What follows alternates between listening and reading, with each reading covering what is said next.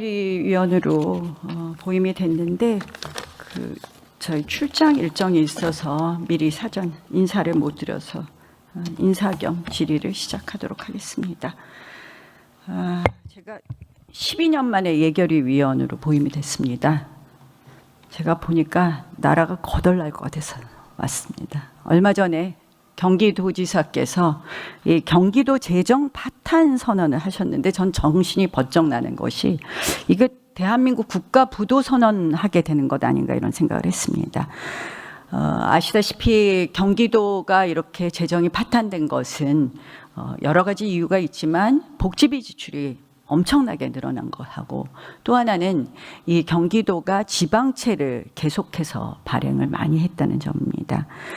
근데 이재명 정부 들어서서 작년에 정부 들어서자마자 지금 국가 채무가 결국 추경해서 우리 추경 한번 2차 추경해서 결국 국가 채무가 21조 늘고 그리고 단 5개월에 이자 비용만 2,885억인가요? 이 정도 나갔습니다. 결국 이렇게 무차별하게 빚내기 하면 나라 거덜나지 않을까 하는 걱정이 되었고요. 두 번째로는 이 예산을 가지고 실질적으로 미운 놈 정말 떡 하나 주자가 아니라 미운 놈 정말 죽여버리자 이런 예산 집행을 하는 것 아니냐. 예컨대 작년에 보면 검찰 특활비를 뭐 없앤다든지 이런 걸 보면은 실질적으로 돈 갖고 또 이런 문재인 정부가 미운 어떤 부처라든지 이런 쪽에 혼내는 그런 정책을 하지 않았나 이런 걱정이 됐고요. 세 번째는 그럼에도 불구하고 저희가 결산하려고 보니까 자료를 너무 안 주시더라고요. 결국 잘못된 것을 개선할 수 있는 또 저희가 지적할 수 있는 것을 애초에 자단하는 것 아닌가 이런 걱정을 하게 되었습니다. 저는 사실 국회에 있으면서 이 법을 민주당이 너무 마음대로 만드는데 이제 예산마저 이렇게 마음대로 하게 되면 나라가 어디로 갈까 하는 걱정이 많이 됩니다. 정권에는 임기가 있어도 재정에는 임기가 없습니다. 한번 파탄나거나 적자가 계속되고 이렇게 기하급수적으로 이렇게 급속도로 정부의 국가의 채무 또 국가의 부채가 증가하게 되면 이것을 지금 멈추지 않으면 대한민국이 불가역적으로 어려워지지 않는가 하는 그런 걱정을 합니다. 먼저 질의에 앞서서 이미 시간이 시작이 됐군요. 장미란 사건의 우리 피해자 유명을 달리한 피해자에 대해서 정말 명복을 빌고 또 폭우로 인해 큰 피해를 입은 거제시 통영시 폭우 피해자 여러분들께 위로의 말씀을 드리면서 정부에서 이번에 특별재난지역을 조금 선포는 하셨지만 조속히 좀 추가 지정이 필요한 것 같습니다. 추가 지정해 주실 것을 말씀드립니다. 정성호 장관께서 얼마 전에 이 정성호 장관의 영상이 화제가 되었습니다. 정성호 장관의 영상을 보면 이런 얘기가 나옵니다. 걱정입니다. 대한민국 사법체계가 어떻게 되려는지 절차적 정당성이 훼손되지 않도록 심사해야 됩니다. 이건 진짜 앞으로 책임은 나중에 뒷감당은 어떻게 하려고 판사님도 수사해야 될지 모릅니다. 이 영상 많이 회자되고 있기 때문에 보신 분들 좀 있으실 겁니다. 여기 계신 국무위원님들을 비롯해서 보신 분들 많으시죠? 자, 이 정성호 장관의 말씀, 이 영상의 말씀, 결국 보안 수사권이 폐지됐을 때 그 역사적 책임을 어떻게 질 수 있겠느냐 이런 말씀에 대해서 자, 정성호 장관의 발언 결국 이 사법체계가 어떻게 될지 모르겠다 하는 이 걱정에 대해서 동의하시지 않는 분들 계십니까? 저 정성호 장관의 발언에 반대하시는 분들, 사법체계 보안수사권 폐지하는 것이 맞다 이렇게 생각하시는 우리 위원들 계십니까? 국무위원들 손 한번 들어보시죠.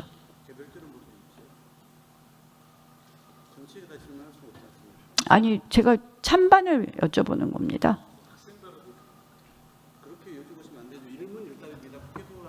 일문일답인데요. 예, 일문일답인데 일문을 한 겁니다. 자, 그러면 기획예산처 장관님 찬성하십니까? 전성 장관의 발언에. 저는 전반적으로 이 최종적인 말씀 가지고 혹시 아시는지 모르겠습니다. 결국 국회가 대상으로 수용했다고 얘기했고요. 예. 저는 아마 여기 계신 모든 분들이 지금 손 한번 들어보시려니까 굉장히 거북해 하시는 것이 솔직한 그런 심정을 말씀하시기 어렵기 때문이라고 생각을 합니다. 아마 여기서 이런 보안수사권 폐지가 지금 이미 우리가 드러난 뭐 장미란 실종 사건 같은 것을 이렇게 유야무야시킨다든지 또는 돈 1,000만 원 받고선 참고인으로 피의자를 둔갑시킨다든지 또는 경찰의 아들 사건에 있어서 이렇게 꽁꽁 숨기려고 했던 사건이라든지 그리고 오늘 나온 사건은 고 최단비 양 사건이 있습니다. 성추행 사건을 또 무혐의 종결해서 극단적 선택을 한 사건이 있습니다. 총리님, 보안수사권 폐지 정말 아무 문제 없다고 생각합니까?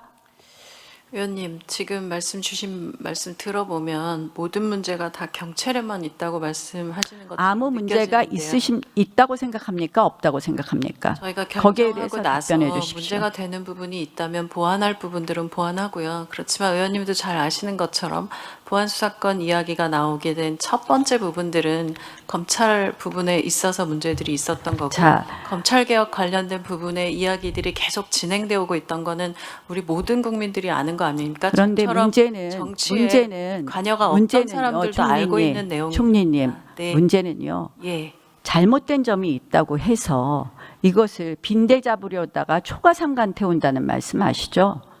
보안수사권 부분은 총리님께서 그렇게 말씀하시면 안 됩니다. 총리 산하에 뭐가 있었습니까? 보안수사권 폐지를 위해서. 총리실 밑에 국무조정실 산하에 검찰개혁추진단이 있었죠? 네. 검찰개혁추진단에서 전문가 의견 수렴하기 위해서 8,500만 원 투입해갖고 그래서 뭐 했습니까? 그것도 예비비로 긴급하게 투입해갖고 전문가 의견 수렴했습니다. 아시고 계십니까? 네, 거기서 검찰 보안수사권 유지해야 된다고 했습니까? 폐지해야 된다고 했습니까? 그 의원들의 의견들이 다양한 분들이 들어오셔서 다양한 의견들이 있다고 그러나 받았습니다. 대체적으로 전문가 의견들의 대체적인 의견은 보안수사권을 폐지해서는 안 된다라는 의견이었습니다. 제가 그럼에도 보고받은 불구하고 바로는 자, 다양한 의견들이 있다고 들었습니다. 그 의견의 대체적인 의견은 보안수사권은 필요하다고 다수의 전문가가 이야기했습니다. 다양한 의견은 있겠죠. 다수 전문가가 어떤 이야기를 했느냐를 살펴보셔야 되는 것 아닙니까? 그럼에도 불구하고 이 정부는 보안수사권을 하나도 남기지 않고 이렇게 폐지했습니다. 그리고 나서 뭐라 그랬습니까? 차차 보완하겠다. 문제가 있으면 차차 입법하겠다. 국민이 실험 도구입니까?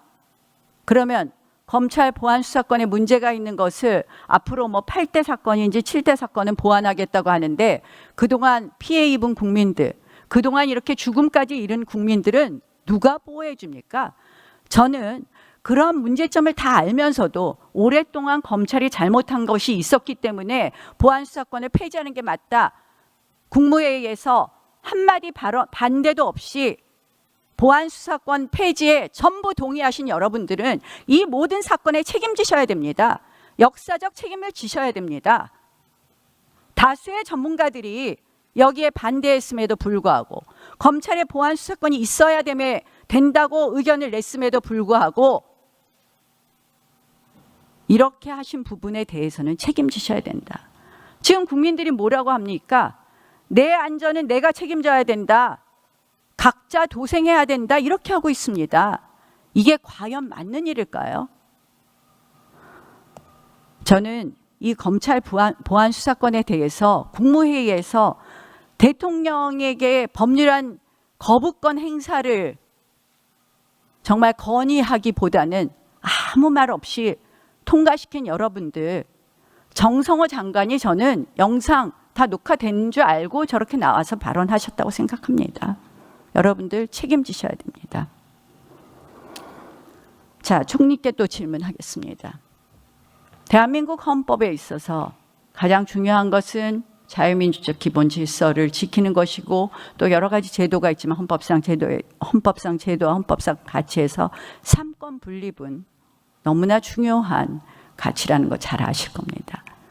그런데 이재명 정부 들어와서 사법부를 한마디로 법으로 협박하고 저는 거리의 조롱거리로 삼는다 이렇게 보고 있습니다. 자, 입법으로 사법을 협박한다는 것은 법 왜곡죄 신설된 거 잘 아시죠? 네, 말씀 주십시오. 네, 올 4월 약 이제 시행된 지 한 4개월 됐습니다. 자, 일선 판사들 몇 명이나 고발됐는지 아십니까? 네, 말씀 주십시오. 네. 몇 명이나 고발됐는지 아시냐고 제가 물어봤습니다. 그 부분은 파악하고 있지 못합니다. 네, 529명의 판사들이 고발됐습니다. 판사 숫자가 3,248명이니까요. 판사 6명 중에 1명씩 고발됐습니다. 이게 정상적인 상황이라고 보십니까? 한마디로 법 왜곡죄는 역시 대한민국을 고소고발의 난장판으로 만들었습니다. 근데 재밌는 게 법 왜곡죄가 신설되자마자 제일 먼저 고발된 사람이 누군지 아십니까? 1호 피고발인. 잘 모르시나요? 1호 피고발인은 조희대 대법원장이었습니다. 법원행정처장 나와 계시죠? 예, 어디 계시나요? 뒤에 있습니다. 네. 자, 조희대 대법원장 수사기관이나 또는 소환 수사기관에서 소환 조사나 서면 조서 받으신 적 있으십니까? 요구 받은 적? 제가 알기로는 없는 걸로 알고 있습니다. 네, 잘 알겠습니다. 저는 이 지금 법 왜곡죄 같은 것이 신설돼서 이렇게 비정상적으로 된 부분에 대해서 결국 이 정부가 사법을 법으로 협박한다 이렇게 보고요. 그런데 조희대 대법원장을 끊임없이 끌어내리려는 이런 작업을 하는 거예요. 근데 지금 보면은 이제 이번에 대법관 제청으로 크게 충돌되었습니다. 자, 제청권의 의미가 뭘까요? 총리님. 네, 오늘 하루 종일 많은 분들이 말씀 주셨는데 계속 설명 주십시오. 네. 아니 제가 질의하는 거에 답변해 주시지 자꾸 설명하라 그러시면 어떡합니까? 아유, 총리의 답변을 일문일답을 듣고 싶어서 저는 말씀을 드립니다. 네, 이 부분에 대해서 임명할 것을 요청하는 부분들을 올리신 거라고 생각합니다. 그 제청권 관련해서. 네, 이게 반드시 저 사전 조율하라고 헌법에 써 있나요? 뭐 제가 오늘 의원님들 주고받으신 것들에 대해서 본다면 대통령 임명권에 대한 해석을 굉장히 다르게 의원님들마다 다르게 하시고 있다는 것. 아니 총리의 의견을 묻습니다. 헌법에 사전 조율하라고 돼 있나요? 그렇지만 임명권은 대통령에게 있는 거 아니겠습니까? 임명권은 대통령께서 대통령에게 받으셔서, 있죠. 네. 싫으시면 거부하시면 되죠. 근데 이걸 갖고 지금 관행이니 어쩌니 하는데요. 저는 관행 얘기는 이재명 대통령과 이재명 정권을 이야기할 그런 위치에 있지 않다라고 봅니다. 국회에서 관행을 싸그리 다 망가뜨리고 마음대로 법 만든 게 이재명 정권인데 무슨 지금 관행을 얘기합니까? 저는 이 대법원장 사태 그리고 대법원장을 탄핵시키겠다는 것은 이번 이 일로 불거진 것이 아니라 법 왜곡죄 1호 고발 대상인 것처럼 이미 오래전부터 시작이 되었다라는 것을 말씀드립니다. 자, 조희대 대법원장 이 사퇴 요구는 사실은 작년에 보면 이 김민석 당대표의 형이 이끄는 그 김민웅 씨죠. 그 촛불 행동에서부터 시작을 했고 그런 이 현수막이 지난해 추석부터 걸리기 시작했습니다. 다음 거 보여주세요. 그래서 지금 이 김민석 총리가 그런 조희대 대법원장 탄핵을 이 가장 처음에 당 대표가 되자마자 이 조이대 씨라고 부르면서 이렇게 하는 부분에 대해서 저는 아주 심각한 지금 이제 삼권 분립의 위기에 처했다 이렇게 생각을 합니다. 총리. 근데 이제 뭐 김민석 총리가 당대표가 되자마자 첫 번째 한 일이 조이대 씨라고 부르면서 대법원장을 끌어내겠다 그랬어요. 이재명 대통령이 바로 또 이 말을 하셨어요. 반부패보다 헌정질서 파괴가 행위가 더 심각하다 이런 말씀하셨는데 이 헌정질서 파괴 행위가 누굽니까? 누구를 말씀하시는 겁니까? 제가 뭐 당대표가 말씀하신 거에 대해서 제가 언급할 당대표 말씀 말고 대통령 말씀. 기억 못 하십니까? 반부패보다 헌정질서 파괴가 심각하다고 전반적인 것을 말씀하신 거라고 이미 이해합니다. 조이대 대법원장을 얘기하시는 게 아니라 전체적인 말씀 아니시겠습니까? 저는 그렇게 읽혔습니다. 최근에 임명 재청권을 갖고 조이대 대법원장을 지금 이야기하는 거구나. 자, 저는 여권에서 지금 조이대 대법원장을 끌어내리려는 이유는 딱 두 가지라고 생각해요. 첫 번째는 대통령 재판 무죄 만들어라 하고 지금 협박하는 거고요. 또 하나는 지금 조이대 대법원장 임기가 내년 6월까지이니 그 전에 3월에 발효하는 대법관 4명 재청권에 올해 2명에 6명을 이재명 대통령께서 마음대로 하고 싶으신 거죠. 자, 헌법재판소 사무처장님. 대법원장의 대법관 재청권을 무시하면서 마음대로 대법관 쇼핑하고 이렇게 한다는 것이 저는 삼권 분립을 침해하는 거라고 생각을 하는데요. 조이대 대법원장께서 이렇게 재청하는데 협의 안 하고 재청했다는 이유로 탄핵 사유에 해당합니까? 104조 해석의 문제라고 생각을 합니다. 해석의 문제다. 답은 못 하겠다. 네, 탄핵은 탄핵 사유에 104조를 해석해도 이게 탄핵 사유에 해당합니까? 헌법 위반이 있습니까? 법률 위반이 있습니까? 네, 구체적인 사실관계를 모르기 때문에 제가 단언적으로 말씀드릴 수는 없습니다. 아니, 사무처장님. 네. 온 신문에 나온 얘기를 갖고 사전 조율이 없었다. 그런데 거기에 대해서도 답변을 못 하십니까? 우리 헌법재판소 사무처장으로서의 바른 태도는 아니라고 생각을 합니다. 자, 법원행정처장님께 말씀드리겠습니다. 저는 이렇게 지금 자꾸 뭐 대법원장을 흔들려는 이유는 두 가지 이유이다. 결국 이 재판을 갖고 자꾸 문제를 삼는 건데요. 저는 이 대통령 재판을 빨리 재개하는 것이 법원이 할 일이라고 생각을 합니다. 왜냐?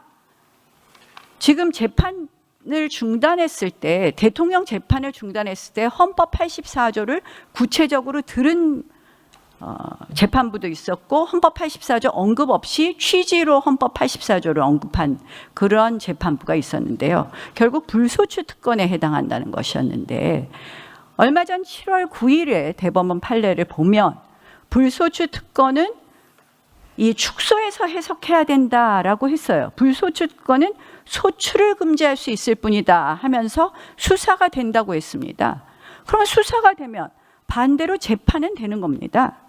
저는 지금 이재명 대통령 재판을 모두 재개하는 것이 사법부가 이렇게 지나친 부당한 압력을 받는 것에서도 벗어나고 그리고 법대로 재판하는 것이 사법부로서는 최근 7월 9일 대법원 판례를 존중하는 거라고 생각을 합니다. 법원행정처장님 검토하시겠습니까? 물론 이거는 각급 법원 판사들이 검토하는 것이지만 이 부분에 대한 제 의견에 대해서 말씀해 주시죠. 위원님께서 말씀하신 것처럼 각 재판의 진행 여부는 소송 지휘권의 문제로서 각 재판부에서 정할 문제라고 생각합니다. 그러나 제가 지적한 부분에 대해서는 실질적으로 불소추 특권을 소추 부분에 한정해서 해야 되는 대법원 판례가 있었던 건 맞죠? 그 대법원 판결은 수사 여부를 판단하는 알고 있습니다. 판례였습니다. 예. 그러나 그것을 뒤집어 읽으면 불소추 특권은 소추를 금지하고 있을 뿐이라는 부분이 명백히 있습니다. 저는 그래서 법원에서 이재명 대통령 재판을 무한히 연기할 것이 아니라 적극 검토하는 것이 오히려 이런 혼란을 조속히 정리할 수 있다고 생각합니다. 그래서 이 부분에 대해서 법원의 적극적인